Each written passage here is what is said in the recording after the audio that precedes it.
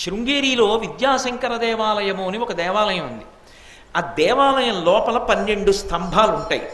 12 స్తంభాల మీద ఒక్కొక్క రాశి చెక్కబడి ఉంటుంది. ఏదో మేషరాశి ఓ స్తంభం మీద ఉంటుంది. సూర్యుడు మేషరాశిలోకి ప్రవేశించాడు అనుకోండి, మేషరాశిలో సూర్యుడున్నంత కాలం కిరణాలన్నీ కూడా ఆ స్తంభం మీదే పడతాయి. సూర్యుడు మేషరాశిలోంచి తప్పుకున్నాడు అనుకోండి, మకర రాశిలోకి వెళ్ళాడు అనుకోండి, కొంతకాలం మకర సంక్రమణం వస్తోందిగా, ఉత్తరాయణ పుణ్యకాల ప్రవేశంలో మకర సంక్రమణం అంటల్లా మనం, మకర రాశిలోకి వెళ్ళాడు అనుకోండి, ఖచ్చితంగా సూర్యుడు మకర రాశిలో ఉన్నంత కాలము కిరణములన్నీ కూడా ఆ మకర రాశి చూపిస్తున్నటువంటి స్తంభం మీదకే వెళ్ళి పడతాయి. దేవాలయం బయట సూర్యుడు చంద్రుడు ఉంటారు. చిత్రం ఏమిటంటే సూర్యుడు ప్రకాశించినంతసేపు సూర్యకిరణములన్నీ సూర్యుడి మీదే పడతాయి తప్ప ఒక్క కిరణం చంద్రబింబం మీద పడదు.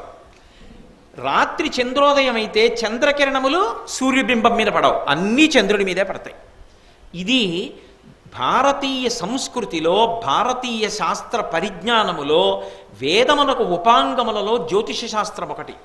ఆ జ్యోతిష్ చక్రంలో రాసులలోకి సూర్యుడు ఎలా తిరుగుతాడో, చంద్రుడు ఎలా తిరుగుతాడో, ఆ కిరణములు ఎలా వస్తాయో దాన్ని నిరూపణం చేసి శాస్త్రములు పరమసత్యములు అని లోకానికి నిరూపణం చేయడానికి ఒకనాడు జక్కన కట్టాడు విద్యాశంకర దేవాలయాన్ని. ఆనాడు కట్టిన దేవాలయంలో ఈనాటికి మీరు లోపల ఏ స్తంభం మీద కిరణాలు పడుతున్నాయో చూసి దాన్ని బట్టి సూర్యుడు ఏ రాశిలో ఉన్నాడో చెప్పచ్చు.